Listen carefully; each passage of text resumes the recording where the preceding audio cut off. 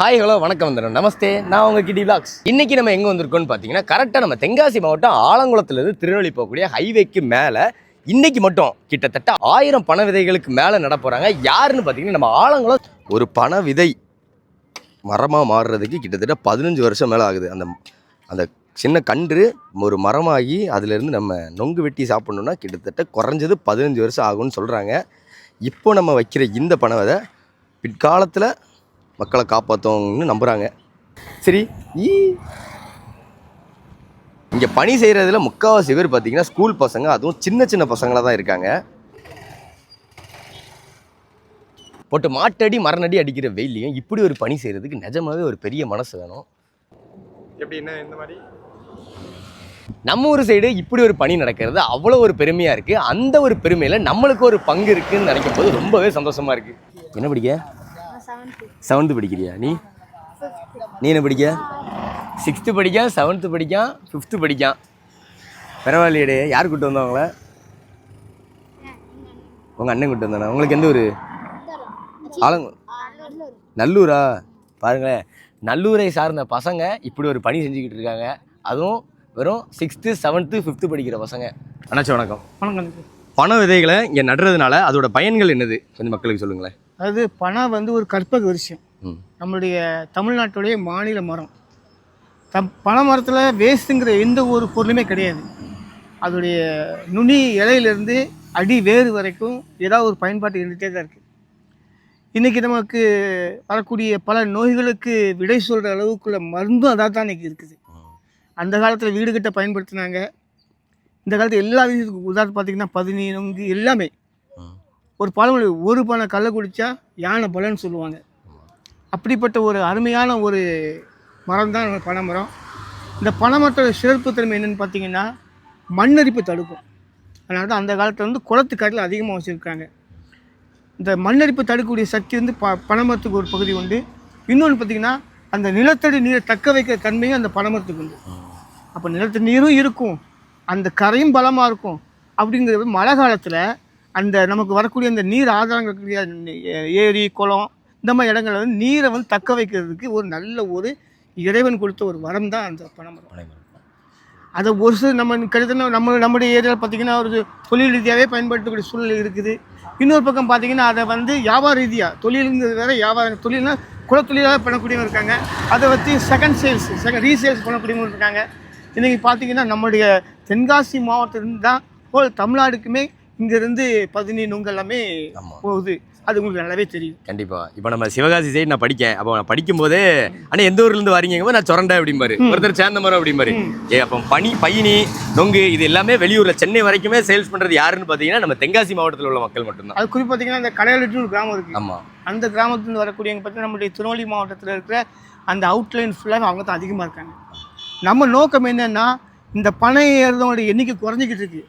காரணம் என்னென்னா இந்த பனைமரத்தில் வரக்கூடிய அந்த பொருளாகவே நம்மளுடைய கார்ப்பரேட் கம்பெனிங்கிற ஒரு லெவலில் என்ன பண்ணுறாங்கன்னா அதை மட்டம் தட்டி அதுக்கு அகேன்ஸ்ட் சில பொருட்கள் வந்த உடனே அதோடைய தன்மைகள் குறைஞ்சிக்கிட்டு இருக்குது. நம்ம என்ன மீட்டு உருவாக்கம் பண்ணணும். மீட்டு உருவாக்கம் பண்ணால் தான் நமக்கு இந்த பனைமரம் இயற்கை. நமக்கு சில காசு செலவு பண்ண அவசியமே கிடையாது, இதுக்கு நீர் ஊற்றின அவசியம் கிடையாது. வச்சு அது கண் வர்ற வரைக்கும் பராமரித்த போது ஆட்டோமேட்டிக்காக அது பாட்டில் வளர்ந்துடும். வருங்காலத்தில் இதை வச்சு ஒரு பெரிய பொருளாதார மாற்றத்தை ஏற்படுத்தலாம் அப்படிங்கிறதான் எங்களுடைய ஆசை. அது மட்டும் இல்லை, இந்த சின்ன குழந்தைங்க இருக்கிறாங்க. இந்த சின்ன குழந்தைங்க மனசில் இதை விதைச்சோம் அப்படின்னா பின்னால் அவங்களுடைய குழந்தைகளும் அதை கொண்டு வருவாங்க.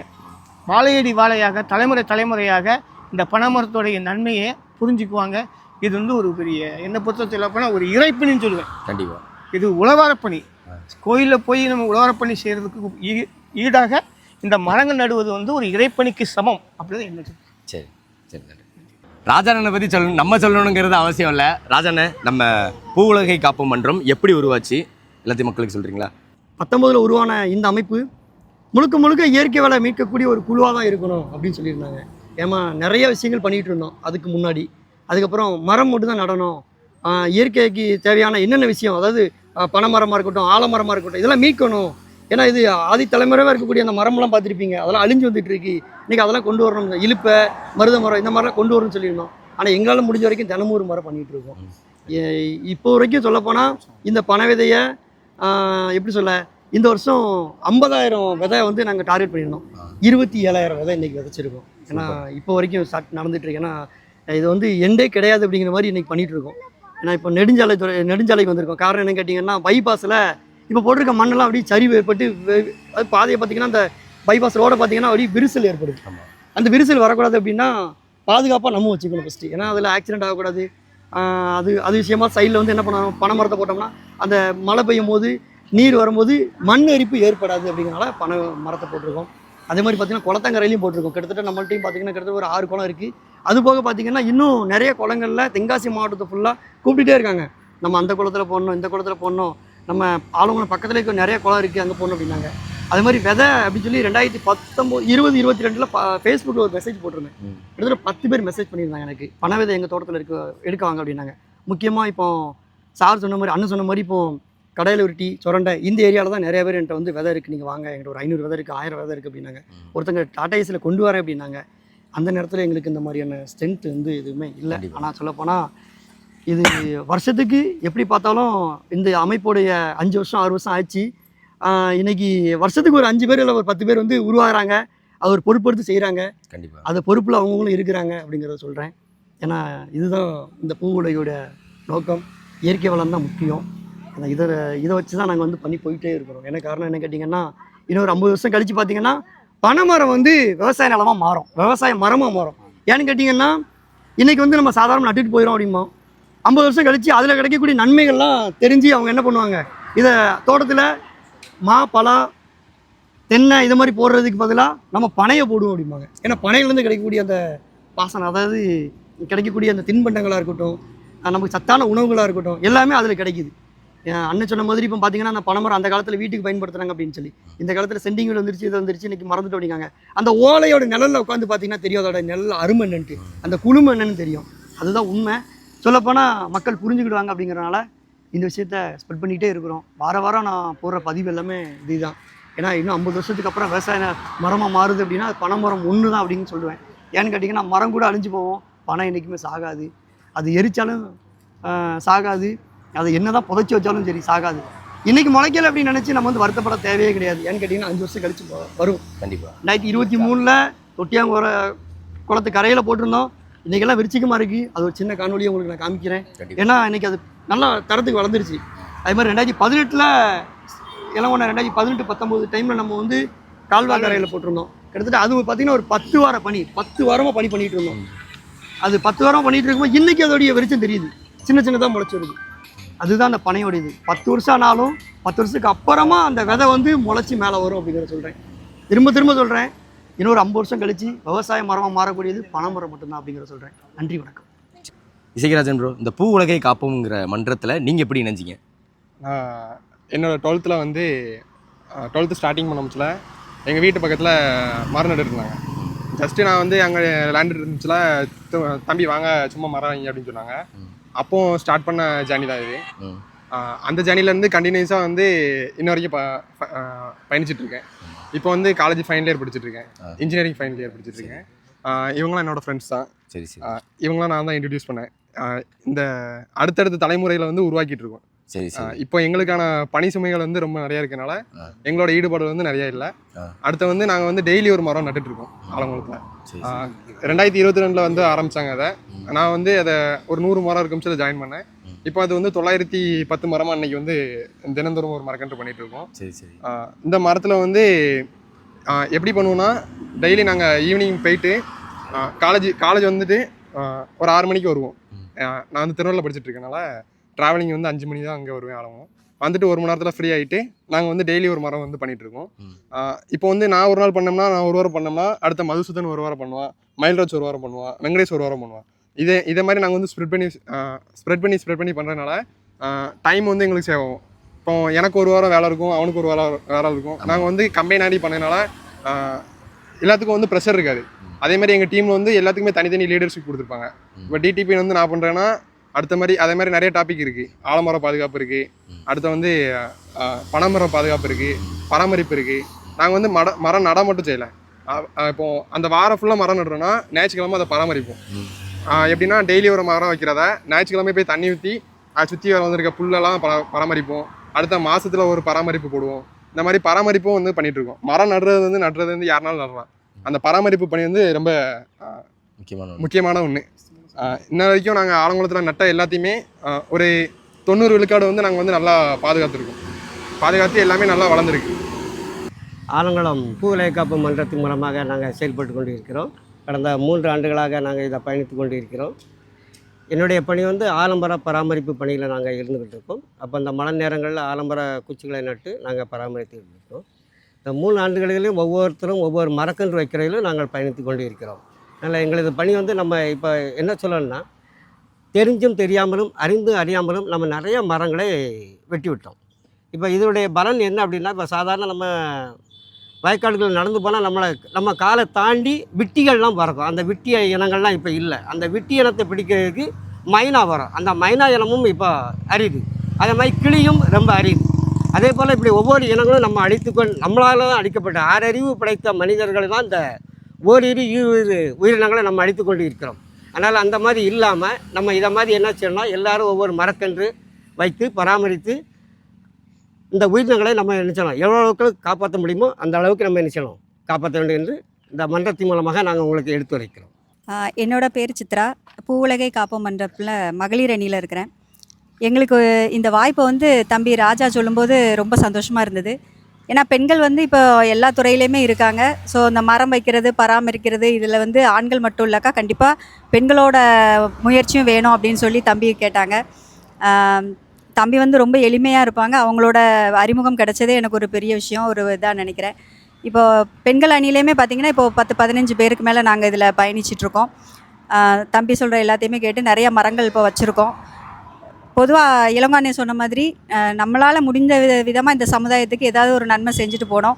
அதில் மிக முக்கியம் இந்த மரம் வளர்க்குறது. ஏன்னா இப்போதைக்கு இயற்கை வந்து ரொம்ப அழிவை நோக்கி போய்கிட்டு இருக்கு. ஸோ நம்ம ரொம்ப நிறைய வாகனங்கள் இதெல்லாம் அதிகமானதுனால எதிர்காலத்தில் வந்து நம்ம குழந்தைகளுக்கு தண்ணீர் பற்றாக்குறை எல்லாமே வரக்கூடிய வாய்ப்புகள் இருக்குது. அதை நம்ம தடுக்கணுன்னா கண்டிப்பாக மரங்கள் அதிகபட்சம் வேணும். நம்ம இயற்கையை பாதுகாக்கிறதுக்கு முக்கியமான பங்கு மரங்களுக்கு தான் இருக்குது. அதை வந்து வளர்க்குறதுக்கு எங்களுக்கும் ஒரு பங்கு வகித்த தம்பி ராஜாவுக்கு நன்றி சொல்லிக்கிறேன். இந்த பணியை என்னை போன்ற எல்லா பெண்களும் முன் வந்து எங்கள் அமைப்பு மூலமாக எல்லா பெண்களுக்கும் நாங்கள் சொல்லிக்கிறது என்னென்னா, இந்த மாதிரி சமுதாய பணியில் நம்மளை கண்டிப்பாக ஈடுபடுத்திக்கிடணும். அதுக்கு நம்ம எங்கள் அமைப்பு ஒரு உதாரணமாக இருக்கும். அதே மாதிரி எல்லா பெண்களும் இதில் ஈடுபடணும்னு கேட்டுக்கிறேன். நன்றி, வணக்கம். எல்லாருக்கும் ஒரு சிறப்பான வணக்கம். நான் இந்த எப்படி சேர்ந்தேன்னா, எனக்கு வந்து விவரம் தெரிஞ்சு நான் சேர்ந்தேன். 3 வருஷமாக நான் பனை விதை போட்டுட்ருக்கேன். அதில் நான் மொதல் வருஷம் போட்டது நல்லா வளர்ந்துட்டு அதே மாதிரி எல்லாமே வளரணும்னு கேட்டுக்கிறேன். என் பேர் மகிழரஸ். எல்லாருக்கும் ஒரு சிறப்பான வணக்கம். என் பேர் அஸ்வத். எங்கள் ஊர் நல்லூர். நான் எங்கள் ஊரில் தினமும் ஒரு மரக்கன்று நட்டுக்கிட்டு இருக்கேன். அது இப்போ கொஞ்சம் கொஞ்சமாக தண்ணி ஊற்றி நாங்கள் கொஞ்சம் கொஞ்சமாக வளர்த்துக்கிட்டு இருக்கோம். எல்லாருமே பராமரிச்சுக்கிட்டு இருக்கோம். ஒரு 10 பேர் கிட்டத்தட்ட இதை நாங்கள் பண்ணிக்கிட்டு இருக்கோம். இதனால் எல்லாருமே இதேமாரி பண்ணுங்கள். நன்றி, வணக்கம். அனைவருக்கும் வணக்கம். நாங்கள் இந்த பூவுலகை காப்போம் இயக்கத்தில் இருக்கோம். நாங்கள் இது வரைக்கும் ஆலமரம் நிறையா வச்சுருக்கோம். அதுமாதிரி பனங்கன்று நிறையா வச்சுருக்கோம். எங்கள் அடுத்த கட்ட பணி வந்து ஆலங்குளத்தில் 100 ஆலமரம் வைக்க போகிறோம். அனைவரும் இதேமாதிரி வைங்க. நன்றி. அனைவருக்கும் வணக்கம். என் பேர் ஸ்ரீராம். நான் பூவுலகை இயக்கத்தில் வந்து பேசுகிறேன். நான் ஸ்கூலில் வந்து மரம் வச்சிட்ருக்கேன். தொடர்ந்து 20 நாளாக மரம் வச்சிட்ருக்கேன். எல்லோரும் நன்றி. இன்னும் நடுவோம். நன்றிம்மா. எல்லாருக்கும் வணக்கம். நான் இந்த பூவுலகை காப்போம் மன்றத்தில் இப்போ கடந்த 1 வருடமாக பயணிச்சிட்ருக்கிறேன்.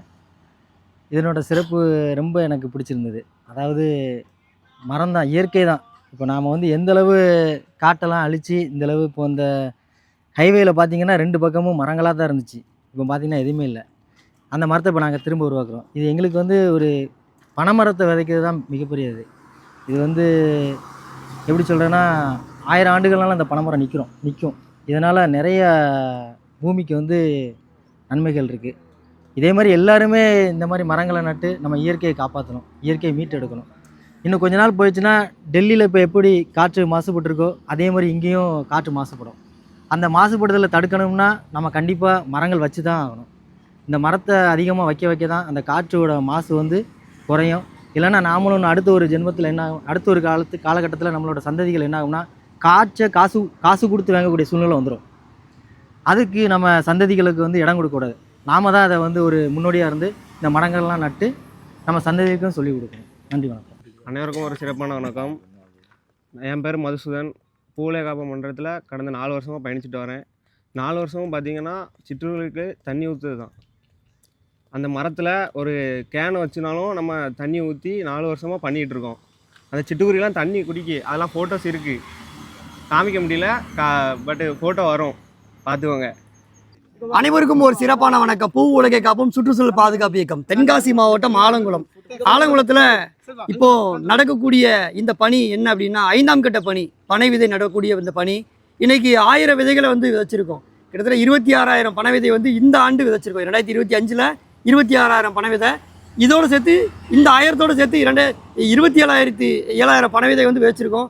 இதை தாண்டி இன்னும் நிறையா நடணும்னு சொல்லி நிறைய பேர் கேட்டுகிட்டே இருக்காங்க. அது தொடர்ச்சியாக பண்ண போகிறோம். தம்பி மதுசூன் சொன்ன விஷயம் வந்து என்னென்னா, ஒரு 4 வருஷமாக கோடை நேரத்தில், அதாவது நமக்கே தண்ணி இருக்காது பார்த்துக்கிடுங்க, தண்ணி என்ன தான் குடிச்சா தாகம் நிற்காது, அந்த நேரத்தில் பறவைகளுக்கு தண்ணி வைப்போம்னு சொல்லி தம்பி மதுசூன் தான் சொல்லியிருந்தாங்க. இப்படி நம்ம கூட இருக்கக்கூடிய ஒவ்வொரு சின்ன சின்ன பசங்களை வச்சு தான் இன்றைக்கி இந்த அமைப்பு வந்து ஒரு புல், அதாவது தண்ணி இல்லாத இடத்துல ஒரு புல் முளைக்கும் அப்படின்னா அதை தண்ணி ஊற்றுனா என்ன ஆகும், முளைச்சி நல்லா வரும். அதே மாதிரி தான் நானும் பண்ணிகிட்டு இருக்கிறோம். நம்ம இயக்கத்தில் இருக்க பொறுப்பாளர்கள் உறுப்பினர்கள் அப்படி தான் பண்ணிகிட்டு இருக்காங்க. ஏன்னா அந்த கோடை நேரத்தில் தண்ணி ஊற்றுனா அந்த குருவிகளும் சரி, காக்காவும் சரி, மைனாவும் சரி, புழு பூச்சா இருந்தாலும் சரி, தண்ணி குடிச்சு அதோட உயிர் வாழ்ந்துரும்னே. அதாவது உயிரினங்களை வந்து நம்ம பாதுகாக்கணும்னு சொல்லி தம்பி சொல்லியிருந்தான். நிறைய விஷயங்கள் இருக்குது. இப்போ நிறையா அந்த கோடை நேரத்தில் பார்த்திங்கன்னா ஆடு மாடுகள் தண்ணி இருக்காது. அந்த நோக்கத்தில் நம்ம மரம் நடுதோம். அது ஒரு பணியாகவும் இது ஒரு பணியாகவும் செய்யும் சொல்லி தம்பி சொல்லியிருந்தான். அதனால் கொஞ்சம் எப்படி சொல்ல, ஷார்ட்டாக சொல்ல முடியல, அதனால் கொஞ்சம் விரிச்சமாக பேசிட்டான். இதே மாதிரி அவங்களோட பணியை சொல்லியிருந்தாங்க, அவங்களுடைய பொறுப்புகளை சொல்லியிருந்தாங்க, அவங்க செஞ்ச விஷயங்கள் சொல்லிட்டு இருக்காங்க, அடுத்து செய்ய போகிற விஷயங்களும் சொல்ல போகிறாங்க. சரிங்களா? அது தொடர்ச்சியாக இன்னும் 5 இல்ல 50 வருஷம் ஆனாலும் இந்த பூ உலகை காப்போம் இயக்கத்தில் ஒரு உறுதியாக சொல்கிறேன், இயற்கை வளமும் சரி, இந்த மனித பிறவியாக பிறந்தோம் அப்படிங்கிறத விட ஒரு மனிதனாக வாழ்ந்தோம் அப்படிங்கிறத சொல்கிறேன். அன்புடன் நான் பூ உலகை காப்போம் யங்ஸ்டர்ஸ் அண்ட் காய்ஸ். நன்றி, வணக்கம்.